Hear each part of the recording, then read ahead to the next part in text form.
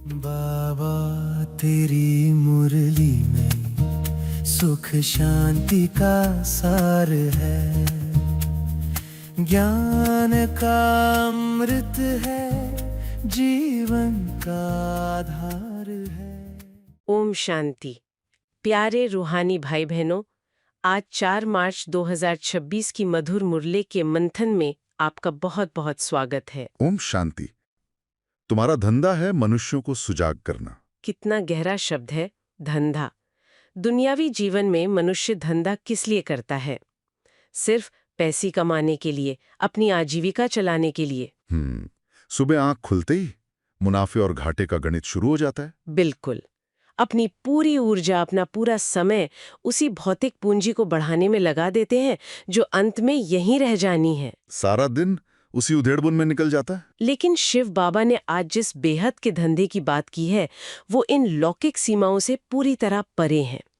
हमारा मुख्य कार्य, हमारा सच्चा ब्राह्मण धर्म केवल ज्ञान को प्राप्त करके अपने तक सीमित रखना नहीं है, बल्कि जो आत्माएं अज्ञान की गहरी नींद में सोई हैं, उन्हें जगाना है, सत्य का रास्ता बताना है। सही कहा।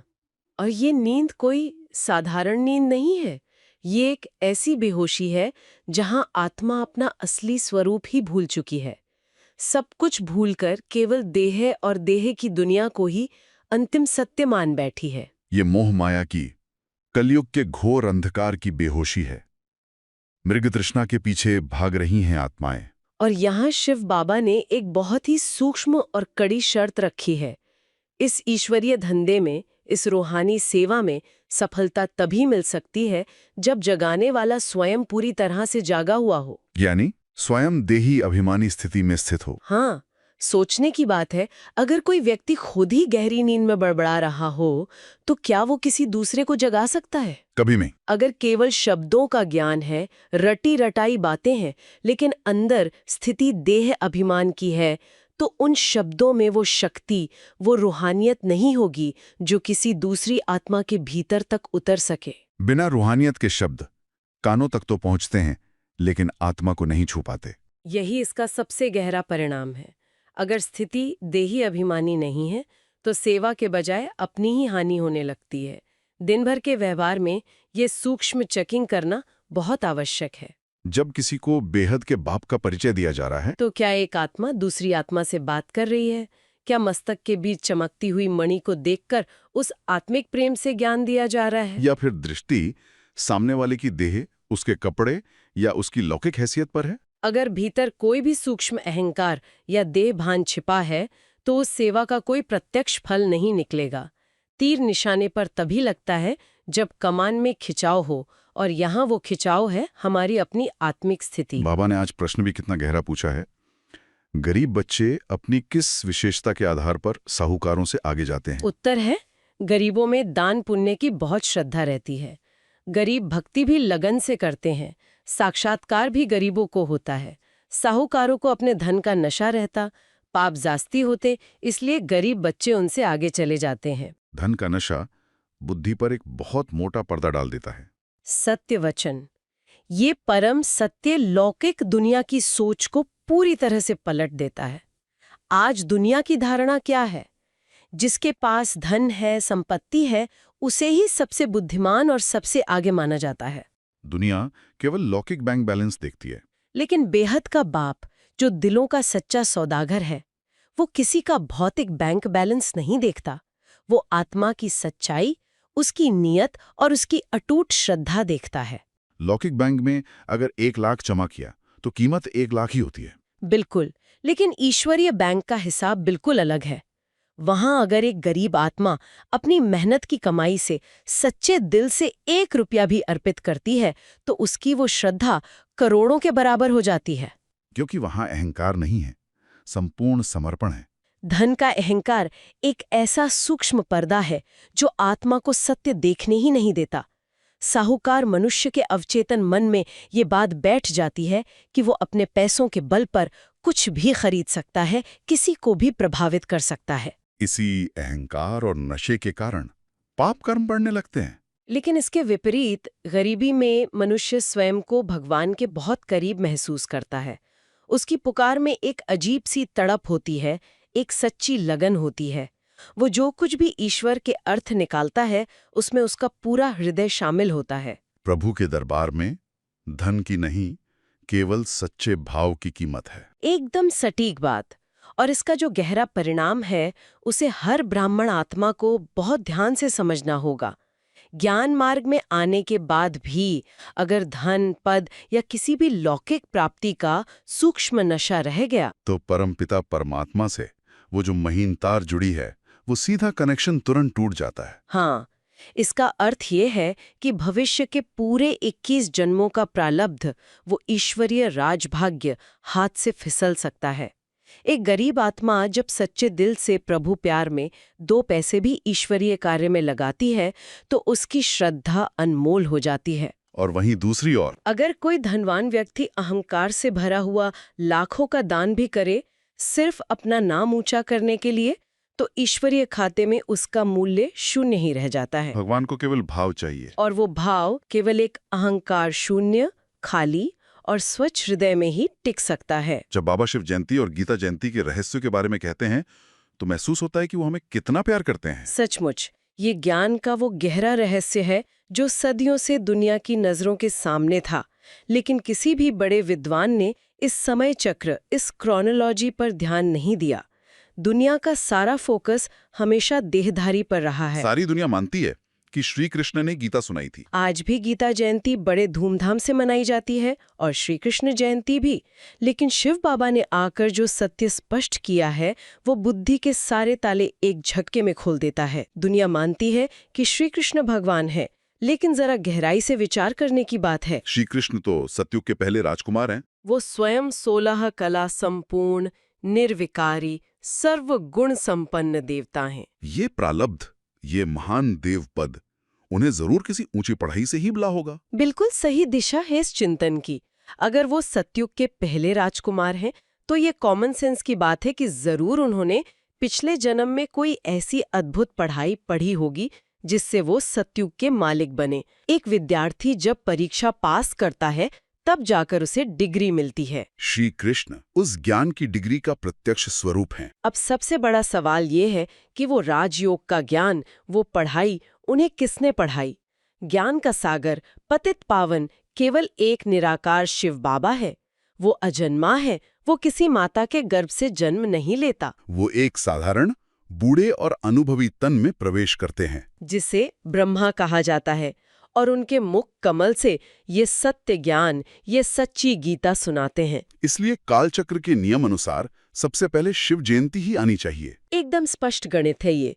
पहले रचयिता आएगा, अवतरित होगा, वो आकर ज्ञान देगा, मुख वंशावली रचेगा, तो स्वाभाविक है कि शिव जयंती सबसे पहले होगी। उसके बाद वो ज्ञान सुनाएगा, तो गीता जयंती होनी चाहिए। और जब उस गीता के ज्ञान को धारण कर आत्माएं संपूर्ण पावन बन जाएंगी, तब जाकर सतयुग में श्री कृष्ण का जन्म होगा, यानी श्री कृष्ण जयंती होगी। दुनिया ने सीधे से क्रम को बिल्कुल उलट दिया है। गीता का भगवान निराकार परमपिता शिव को भूलकर देहधारी श्री कृष्ण को कह दिया। जो स्वयं उस ज्ञान के प्रालब्ध भोग रहे हैं, उन्हें ही ज्ञान देने वाला मान लिया गया। यह एक भूल मनुष्य आत्माओं के युगों युगों तक भटकने का कारण बन गई। यही इस भूल का सबसे गहरा और दुखदायी परिणाम है। जब तक ये सत्य सिद्ध नहीं होता कि हम सबका सच्चा गाइड, सर्व का मुक्तिदाता केवल वो एक सुप्रीम आत्मा है, तब तक आत्माएं अज्ञान के अंधकार में भटकती ही रहेंगी। इसी भूल के कारण आज इंसानियत देहधारी गुरुओं के चक्रव्यूह में फंस गई है। जरा विचार करें, जो देहधारी स्वयं जन्म मरण के चक्र में आता है, जो खुद कर्मों के बंधन में बंधा हुआ है, वो किसी दूसरी आत्मा को वापस परमधाम, हमारे असली घर तक कैसे ले जा सकता है? ये तो वैसी बात हो गई कि कोई खुद जंगल में भटका हुआ है और दूसरे भटके हुए लोगों से अपना मार्गदर्शक मान ले। वापस घर ले जाने का सही रास्ता केवल वही बता सकता है जो स्वयं इस पूरे जन्म मरण के चक्र से पूरी तरह मुक्त हो। बाबा ने आत्मा की कुदरत के बारे में भी कितना अद्भुत सत्य बताया है, ये सोचकर ही रोंगटे खड़े हो जाते हैं। ये एक ऐसा सत्य है जिसे सुनकर आज के आधुनिक विज्ञान को भी गहरा आश्चर्य हो जाए। आज की दुनिया में लोग एक छोटी सी चिप या हार्ड ड्राइव देखकर हैरान होते हैं कि इतने छोटे से उपकरण में हजारों किताबें कैसे आ गईं। लेकिन जरा इस कुदरत के बारे में गहराई से सोचिए। आत्मा का स्वरूप क्या है?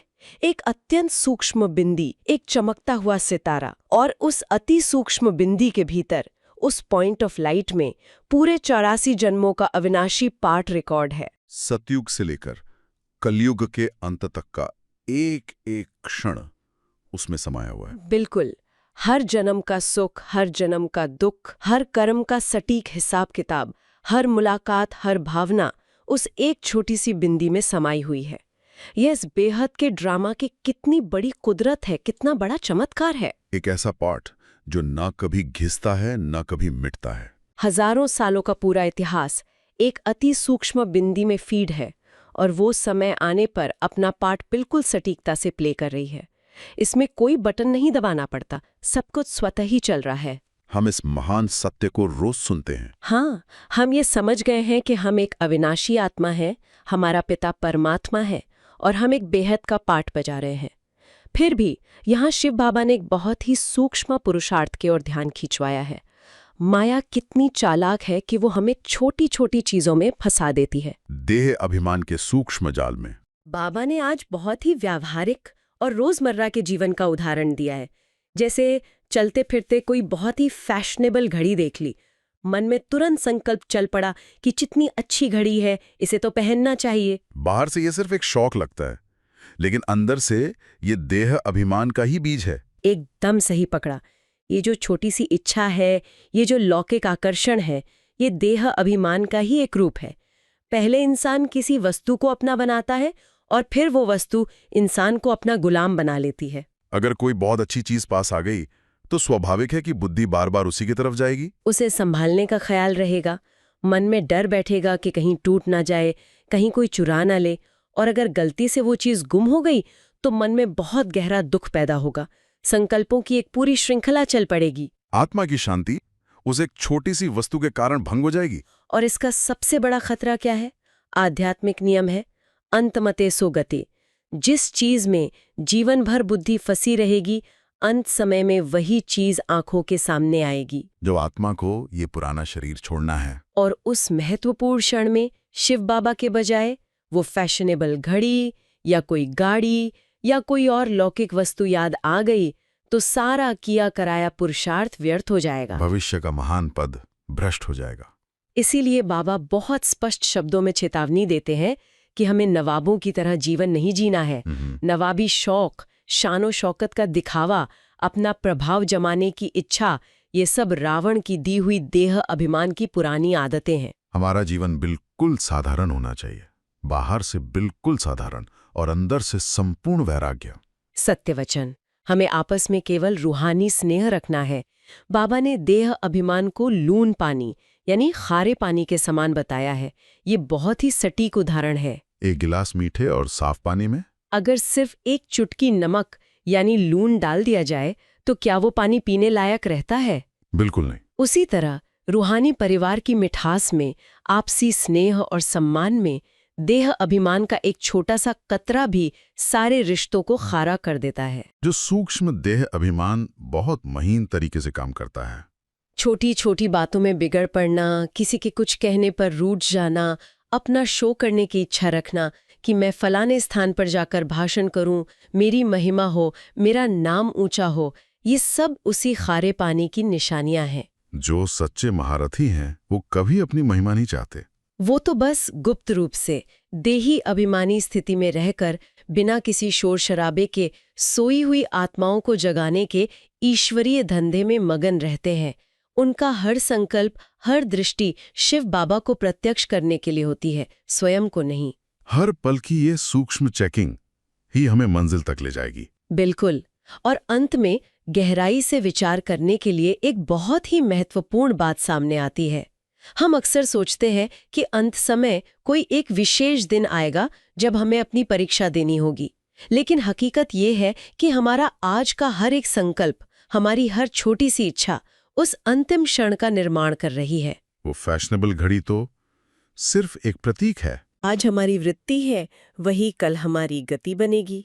हर सेकंड की ये सूक्ष्म चेकिंग ही हमारे 21 जन्मों का भाग्य तय कर रही है। मीठे मीठे सीकी लधे बच्चों प्रति माता पिता बाप दादा का याद प्यार और गुड मॉर्निंग। रूहानी बाप की रूहानी बच्चों को नमस्ते। इसी प्यार की शक्ति से अब चलते हैं धारणा की ओर। बाबा ने आज हमें बहुत गहरी विधि सिखाई है। धारणा के लिए जो मुख्य सार आज दिया गया है ना, जी, वो हमें हमारे सबसे गहरे और सूक्ष्म अहंकार से मुक्त करने का रास्ता दिखाता है। जी, अगर हम आज के मुख्य बिंदुओं पर नजर डालें तो बाबा स्पष्ट रूप से कहते हैं कि देह अभिमान में आकर किसी भी प्रकार का फैशन नहीं करना है, बहुत बहुत साधारण होकर चलना है। बहुत साधारण। हाँ, इसके अलावा आपस में बहुत बहुत रूहानी स्नेह से रहना है, कभी भी लून पानी नहीं होना है, बाबा का सपूत बच्चा बनकर दिखाना है और किसी भी प्रकार के अहंकार से खुद को दूर रखना है। देखिए, ये कोई ऊपरी आचरण बदलने की बात नहीं है, बल्कि ये तो चेतना को पूरी तरह से पलट देने की प्रक्रिया है। लेकिन जरा रुकिए, मैं सोच रही थी कि यहीं पर एक बहुत बड़ा सवाल खड़ा होता है। कैसा सवाल? मतलब जब हम देह अभिमान और फैशन की बात सुनते हैं ना, तो हमारा दिमाग तुरंत महंगे कपड़ों, आभूषणों या बाहरी दिखावे पर चला जाता है। स्वाभाविक है। लेकिन आज के इस आधुनिक कॉर्पोरेट दुनिया में साधारण होकर चलने का मतलब क्या है? क्या साधारण रहने का अर्थ ये है कि हम दफ्तर में बिल्कुल नीरस बनकर जाएं, या अपनी महत्वाकांक्षाओं को मार दें? नहीं, ऐसा बिल्कुल नहीं है। क्योंकि दफ्तर में तो हर कोई खुद को साबित करने में लगा है ना। ऐसे में ये फैशन न करने वाली बात प्रैक्टिकली कैसे लागू होगी? हाँ, यही वो सूक्ष्म बिंदु है जिसे समझना सबसे ज्यादा जरूरी है। आज की दुनिया में फैशन या शौक का मतलब सिर्फ ब्रांडेड कपड़े पहनना ही नहीं रह गया है। तो और क्या है? बौद्धिक अहंकार भी एक बहुत बड़ा फैशन है। ओह, बौद्धिक अहंकार। जी, अपनी पदवी, अपने ज्ञान, अपनी डिग्रियों या अपनी उपलब्धियों का दिखावा करना, ये देह अभिमान का सबसे खतरनाक रूप है। अब मान लीजिए आप दफ्तर की एक बहुत महत्वपूर्ण बोर्ड मीटिंग में बैठे हैं, चर्चा चल रही है और आप केवल इसलिए बीच में बोलते हैं ताकि कमरे में बैठे बाकी लोगों को ये पता चल सके कि आप कितने होशियार हैं। मतलब अपना एक इंप्रेशन जमाने के लिए, बस आप अपना प्रभाव छोड़ना चाहते हैं। यही वो दिखावा है, वो शो ऑफ है जिसे बाबा देह अभिमान का फैशन कह रहे हैं। क्या बात है! साधारण होने का अर्थ अपनी क्षमता को कम करना या पीछे छिप जाना बिल्कुल नहीं है। साधारण होने का अर्थ है कि आप अपना काम पूरी उत्कृष्टता के साथ करें, लेकिन मैंने ये किया या मैं ही सबसे बेहतर हूं वाले शोर से खुद को बचा लें। ये तो बहुत ही गहरी बात कही आपने। मतलब अपनी ऊर्जा को बेवजह के दिखावे में नष्ट होने से बचाना ही असली साधारणता है। एकदम सही। मैंने देखा है कि जब हम इस दिखावे की होड़ से बाहर आ जाते हैं ना, तो हमारे अंदर का वो खालीपन जिसे हम दूसरों की तालियों से भरना चाहते थे, वो खुद ब खुद खत्म हो जाता है। और जब वो अहंकार खत्म होता है, तब हम दफ्तर की उस गला काट प्रतिस्पर्धा में भी बिल्कुल शांत रह सकते हैं। बिल्कुल। लेकिन दफ्तर की बात तो समझ आ गई। चलिए अब उस मोर्चे पे चलते हैं जो अक्सर दफ्तर से भी ज्यादा मुश्किल होता है। हमारा अपना घर। हाँ, हमारा अपना घर। घर में जब परिवार के सदस्यों के संस्कार आपस में टकराते हैं, तब बाबा कह रहे हैं कि रूहानी स्नेह से चलो और लून पानी मत बनो। मैं जानना चाहूंगी कि ये लून पानी होना असल में क्या है? लून पानी का शाब्दिक अर्थ है नमक और पानी। जब पानी में नमक मिल जाता है तो वो खारा हो जाता है, पीने लायक नहीं रहता। आध्यात्मिक नजरिए से देखें तो लून पानी होने का मतलब है रिश्तों में कड़वाहट आना, खारापन आना या संस्कारों का आपस में घर्षण होना। हाँ, तकरार होना। हम अपने ही परिवार के लोगों के साथ अक्सर सबसे ज्यादा कठोर हो जाते हैं।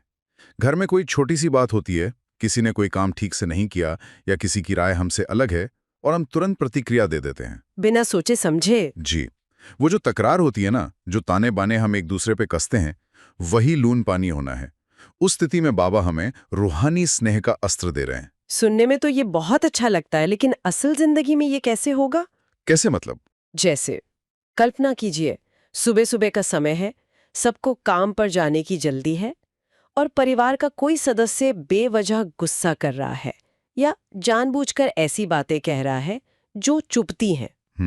बहुत आम बात है ये। उस वक्त तो दिल करता है कि उसे उसी की भाषा में जवाब दिया जाए। उस भारी तनाव और कड़वाहट के बीच कोई रूहानी स्नेह कैसे याद रखे?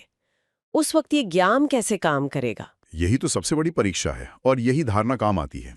देखिए, रूहानी स्नेह का मतलब ये नहीं है कि आप गलत बात को बढ़ावा दें या अपनी आंखें बंद कर लें। तो फिर क्या करें? रूहानी स्नेह का अर्थ है अपने देखने के नजरिए को पूरी तरह से बदल देना। जब सामने वाला व्यक्ति गुस्से में है या कड़वा बोल रहा है, तब आप उसे उसके उस अस्थायी स्वभाव के रूप में न देखें। मतलब उस व्यवहार से अलग करके देखें। जी, आप उस शरीर के पीछे बैठी हुई एक परेशान आत्मा को देखें।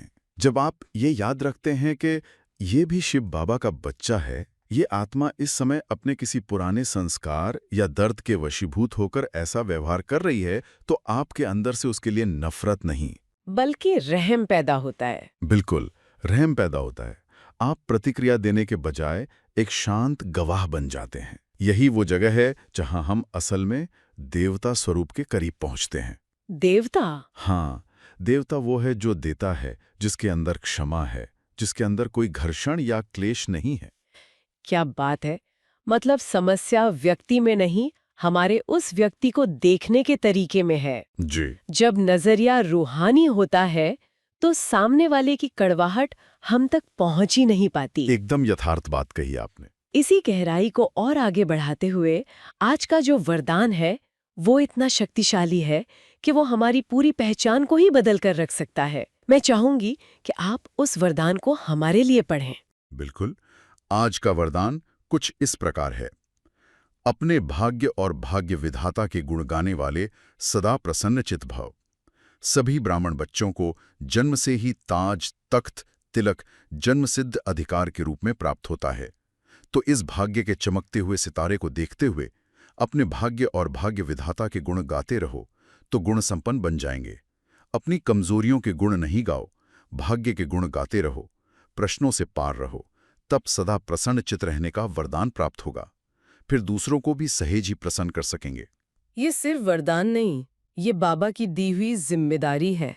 जी, बहुत बड़ी जिम्मेदारी। अगर हम इस वरदान के रूपक को, इसके मेटाफॉर को गहराई से समझें तो बाबा ने 3 बहुत ही शाही चीजों का जिक्र किया है, ताज, तख्त और तिलक। ये कोई सोने या हीरे के भौतिक आभूषण तो है नहीं, ये एक आध्यात्मिक राजा की पहचान है। ताज हमारी जिम्मेदारी और हमारी संपूर्ण पवित्रता का प्रतीक है।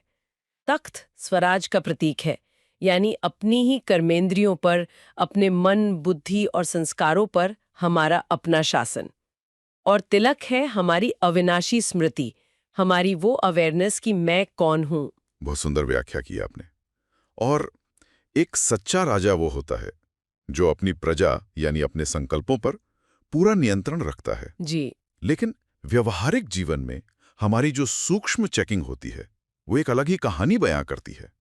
अक्सर जब जीवन में कोई बड़ी चुनौती आती है ना, तब हम अपना ये ताज और तख्त छोड़कर भिखारी बन जाते हैं। भिखारी बन जाते हैं। ये भिखारी बनने वाली बात मुझे बहुत दिलचस्प लग रही है, इसे थोड़ा और खोलिए। जी, जब कोई बहुत मुश्किल परिस्थिति आती है, मान लीजिए कि किसी का कोई बहुत बड़ा बिजनेस प्रोजेक्ट फेल हो गया है या किसी को कोई गंभीर स्वास्थ्य समस्या आ गई है, उस वक्त हमारा मन कैसे काम करता है और बाबा का ये वरदान उस वक्त कैसे लागू होगा? बहुत ही सटीक उदाहरण है। जब वो प्रोजेक्ट फेल होता है तो हमारी सामान्य प्रतिक्रिया क्या होती है? हम बैठ जाते हैं और अपनी कमजोरियों की गुण गाने लगते हैं। हाँ, रोना शुरू कर देते हैं। हमारे मुंह से निकलता है, मुझसे तो ये कभी नहीं होगा, मैं ही बदकिस्मत हूं, या मेरी तो किस्मत ही खराब है। बिल्कुल। इसके साथ ही हम प्रश्नों के एक बहुत बड़े जाल में फंस जाते हैं। ऐसा क्यों हुआ? मेरे साथ ही क्या होना था? अब आगे क्या होगा? क्यों, क्या, कैसे? बाबा कहते हैं कि ये क्यों, क्या और कैसे के प्रश्न ही वो दीमक हैं जो हमारी सारी आध्यात्मिक ऊर्जा को खोखला कर देते हैं। हम अपने भाग्य को भूलकर अपनी समस्या की महिमा करने लगते हैं। तो ये तो हम सभी रोजमर्रा की जिंदगी में अनजाने में करते हैं। हम समस्या के बारे में इतना ज्यादा सोचते हैं और बात करते हैं कि वो समस्या ही हमारे जीवन का केंद्र बन और जाती है। वही तनाव का कारण है। तो बाबा इस स्थिति में सदा प्रसन्नचित्त रहने का जो उपाय बता रहे हैं वो बहुत ही क्रांतिकारी हैं। बाबा कह रहे हैं कि इन प्रश्नों से पार जाओ। जी, जब कोई मुश्किल आए तो रोने या शिकायत करने के बजाय ये सोचना शुरू कर दो कि मेरा भाग्य कितना श्रेष्ठ है, मुझे स्वयं भाग्य विधाता शिव बाबा ने अपना बच्चा चुना है। बिल्कुल। ये एक पूरा पैराडाइम शिफ्ट है। जब हम अपनी कमजोरियों के बजाय अपने भाग्य के गुण गाते हैं ना, तो हम खुद ब खुद गुण संपन्न बनने लगते हैं। क्योंकि हमारा फोकस शिफ्ट हो जाता है। हाँ, नियम बहुत सीधा है, हम जिस चीज का चिंतन करते हैं हम वैसे ही बनते जाते हैं। जब आप हर परिस्थिति में ये याद रखते हैं कि मेरा पिता सर्वशक्तिमान है, तो आपके चेहरे पर एक स्वाभाविक प्रसन्नता आ जाती है। और उसका असर दूसरों पर भी होता है। बिल्कुल, आप तो प्रसन्नचित्त रहते ही हैं, आपके संपर्क में आने वाला व्यक्ति भी आपके उस आभा मंडल से सहज ही शांत और प्रसन्न हो जाता है। और इसी निरंतर चिंतन को एक मजबूत ढाल बनाने के लिए बाबा ने आज के स्लोगन और अव्यक्त इशारों में हमें सफलता का मूल मंत्र दिया है। जी। मैं पढ़ती हूँ। आज का स्लोगन है, एक नामी और इकोनॉमी से चलना ही ब्राह्मण जीवन में सफलता का आधार है। और अव्यक्त इशारे हैं, निश्चय के फाउंडेशन को मजबूत कर सदा निर्भय और निश्चिंत रहो। यथार्थ निर्णय का आधार है निश्चय बुद्धि, निश्चिंत स्थिति। इन दोनों बातों में सफलता का एक बहुत ही व्यावहारिक विज्ञान छिपा है। सही कहा।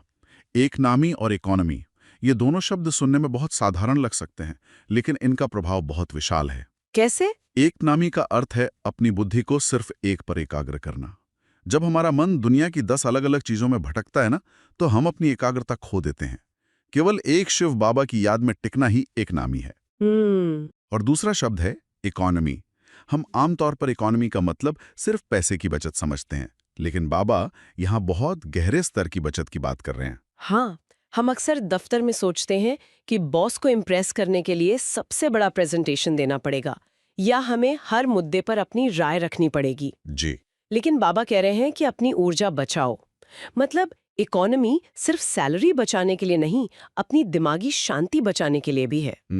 सबसे बड़ी इकोनॉमी है अपने संकल्पों की बचत, अपने समय की बचत और अपने शब्दों की बचत। बिल्कुल सही। जरा सोचिए, जब डेडलाइंस सिर पर होती हैं तो हमारा आधा समय तो व्यर्थ के विचार सोचने में चला जाता है कि अगर ये समय पर नहीं हुआ तो क्या होगा, मैनेजर क्या सोचेगा। ओवरथिंकिंग। हाँ, अगर हम संकल्पों की इकोनॉमी करें और केवल उतना ही सोचें जितना उस काम को करने के लिए जरूरी है, तो हमारा काम कितनी जल्दी और कितनी अच्छी तरह से पूरा हो जाएगा। और ये संकल्पों की बचत तभी संभव है जब हमारा फाउंडेशन मजबूत हो, और वो फाउंडेशन है निश्चय। निश्चय। अव्यक्त इशारे में बाबा ने बहुत स्पष्ट रूप से कहा है कि निश्चय के फाउंडेशन को मजबूत कर सदा निर्भय और निश्चिंत रहो। जब किसी आत्मा को ये 100% निश्चय होता है कि भगवान मेरे साथ है, जो हो रहा है उसमें कल्याण है, तो सारे डल अपने आप खत्म हो जाते हैं। क्या बात है। आत्मा पूरी तरह से निर्भय हो जाती है, और जो निर्भय है उसे कल की कोई चिंता नहीं होती, वो निश्चिंत हो जाता है। और सबसे कमाल की बात यह है कि इस निश्चिंत स्थिति का सीधा असर हमारे फैसले लेने की क्षमता पर पड़ता है। बाबा कहते हैं कि यथार्थ निर्णय यानी एग्जैक्ट एक्यूरेट जजमेंट का आधार ही ये निश्चिंत स्थिति है। जी। जब हमारा मन डरा हुआ होता है, तब हम घंटों सोचते रहते हैं, ओवरथिंकिंग करते हैं और फिर भी गलत फैसला ले लेते हैं।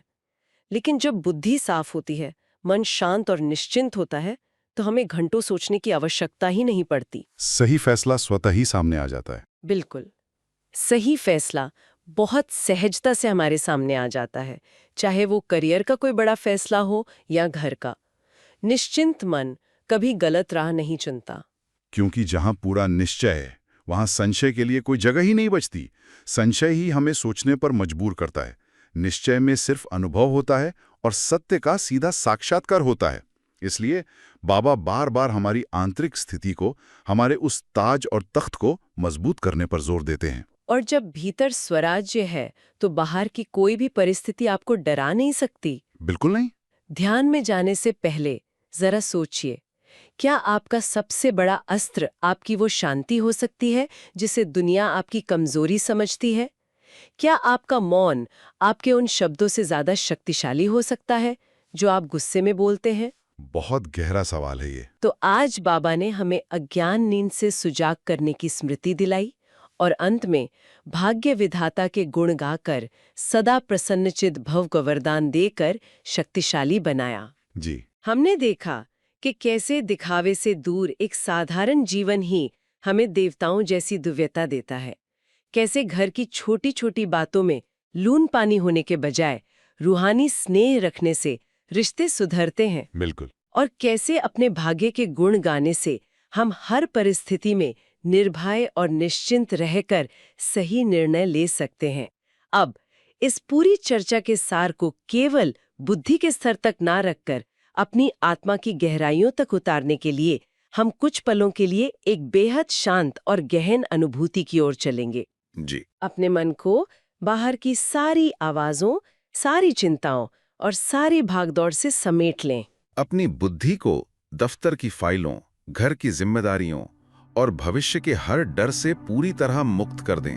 अपने आप को शरीर से अलग, भ्रिकुटी के बीच चमकते हुए एक बेहद शांत, दिव्य सितारे के रूप में देखें।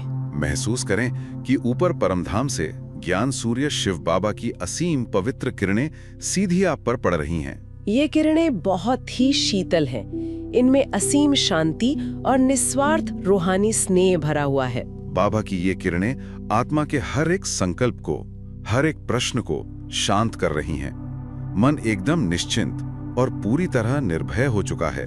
मेरे मस्तक पर अविनाशी स्मृति का तिलक चमक रहा है। मैं एक बेहद भाग्यवान आत्मा हूँ। मेरा भाग्य विधाता स्वयं मेरे साथ है। मुझे अब किसी बात की चिंता नहीं। इस असीम शांति, इस निर्भयता और अपने श्रेष्ठ भाग्य की स्मृति को अपने भीतर पूरी तरह से समा लें। आइए बाबा के सामने संकल्प लें। मैं अपनी कमजोरियों के नहीं, अपने श्रेष्ठ भाग्य के गुण गाने वाली प्रसन्नचित आत्मा हूँ। कमेंट में लिखें, प्रसन्नचित आत्मा। ओम शांति। ओम शांति।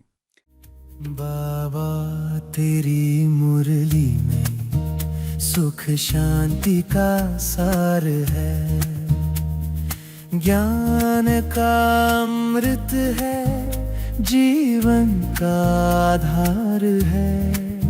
बाबा की बोलों से सच्ची राहत मिलती है, मुरली की एक तारते दिल की कली खिलती है। बाबा तेरी मुरली में सुख शांति का सार